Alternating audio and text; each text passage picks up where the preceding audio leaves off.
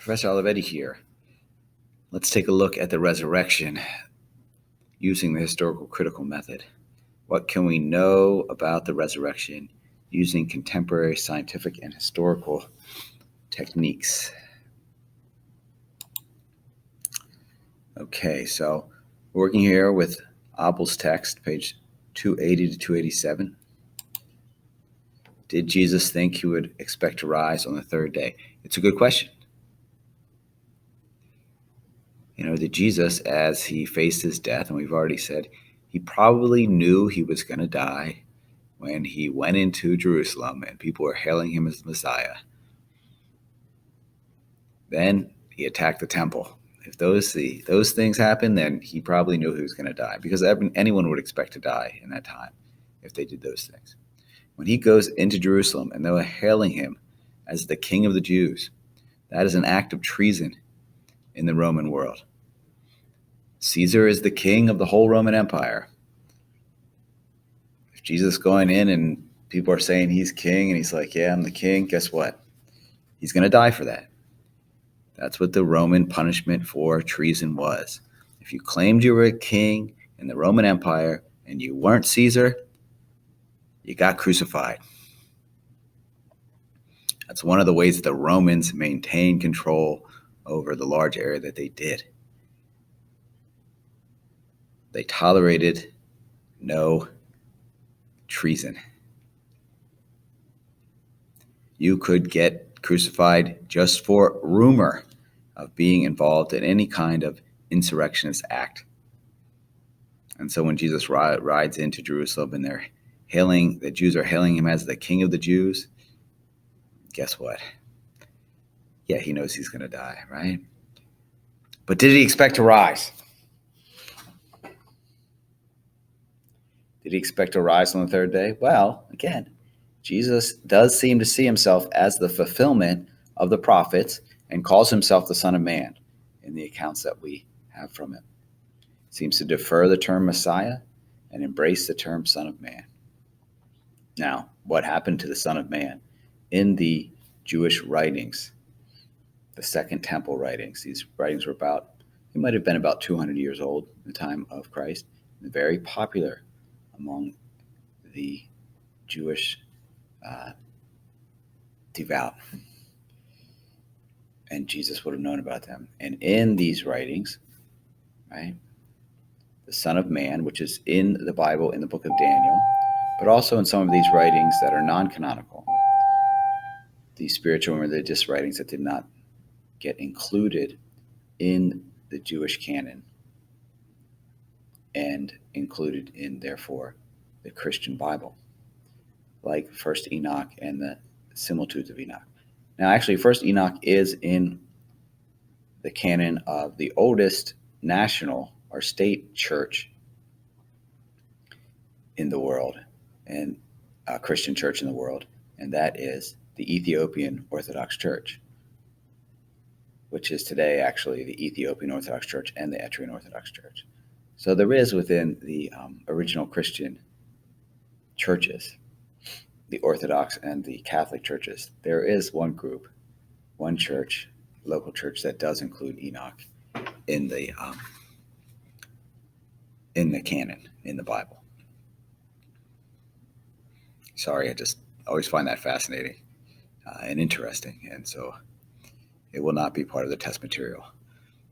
But first, what is in First Enoch will, in as much as in First Enoch and the similitudes of Enoch, they do talk about the Son of Man being raised up to heaven after his death, and he's part of the eschatological judgment, the last day when everyone is judged. That's going to be the Son of Man who does that, or is at least involved in that. And so Jesus would have been familiar with these writings. And if he saw himself as the fulfillment of the prophets, if he saw himself as the Son of Man, then it would not be any stretch of the imagination. As a matter of fact, it would be quite practical to believe that he, therefore, may have also believed that he would be raised from the dead.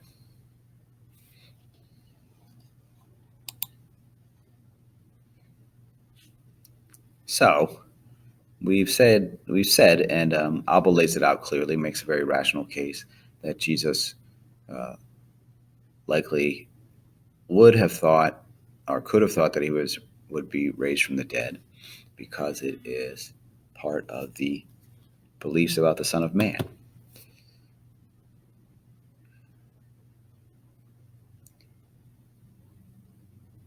But now Abel takes up another question. Did Jesus actually rise from the dead? And he starts off looking at the scholarship, some of the writings of biblical scholars like uh, Luke Timothy Johnson, who in some ways downplay the historicity of the resurrection. Um, John Dominic Crossan is another one, kind of downplays it in some ways. So some scholars, and this is actually more Crossan than Johnson. Johnson kind of avoids the historical question and goes more into the meaning of it and how Christ was experienced by the early Christian communities and experienced today. But Crossan is an example of a scholar who takes risen from the dead rather symbolically, right? So some of these scholars say things like it's just an analogy for the way Christians experience the Spirit of Jesus among them. They really experience Christ present there with them, and they explain this as Christ being risen from the dead, like he's back, he's with us, right? Or some scholars might think that was a later invention, right? That early Christians did have visions of Jesus, but then those visions got shared in a kind of telephone exchange where one person says something and they change it slightly, and then someone else changes something slightly. Maybe that kind of got exaggerated and turned into these accounts of experience of a resurrected body. That they were, that really someone just had a vision, but then that got turned into, hey, no, it was real. They actually touched him, as the story got slightly exaggerated. Or it could just be a belief that was in keeping with the beliefs of the time, that they're just saying, well, his spirit rose into heaven, so he's alive in heaven, but not necessarily reflective of a historical occurrence where the disciples are actually touching the glorified body in the way that it's described in the scriptures. Now, the first thing Abel points out, and he relies heavily on the New Testament scholar N.T. Wright for this. I don't know why all the Old Testament scholars have two first, it's always their first and second name or initials. Must be a thing. I don't know. If you want to be one, maybe, a famous one, maybe put your, use three names like they all seem to use.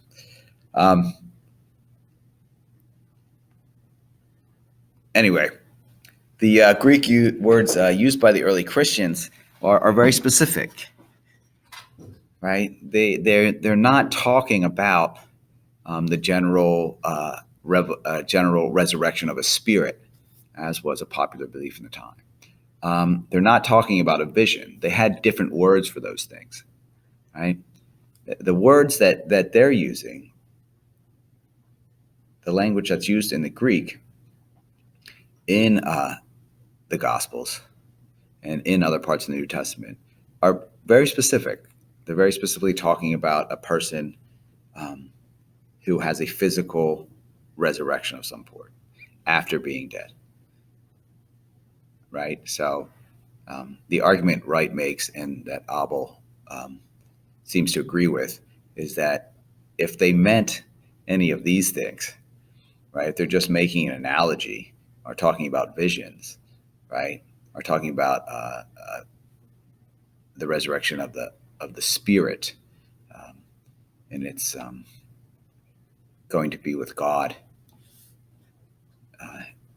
or have union with God in the typical way that people believed in that time, well, typical way that some people believed in that time, then they would have used the words that were used to describe these things. But these words, anastasis, right, anastemi, ergo, or igero, right, they are not saying that.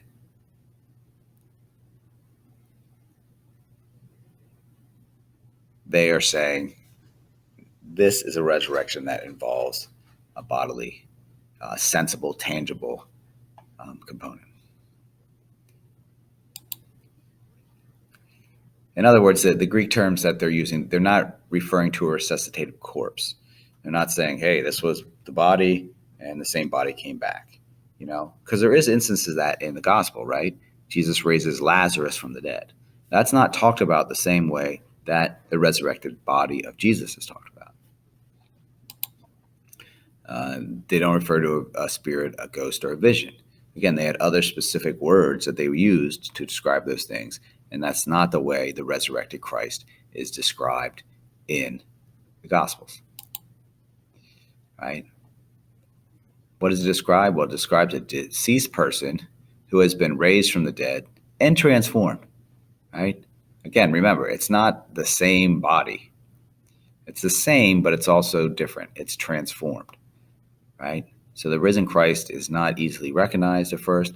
He's described as glowing white, and he appears and disappears. He's not bound by time and space. Yet, what? They can touch him. He eats food. There is a tangible and bodily component.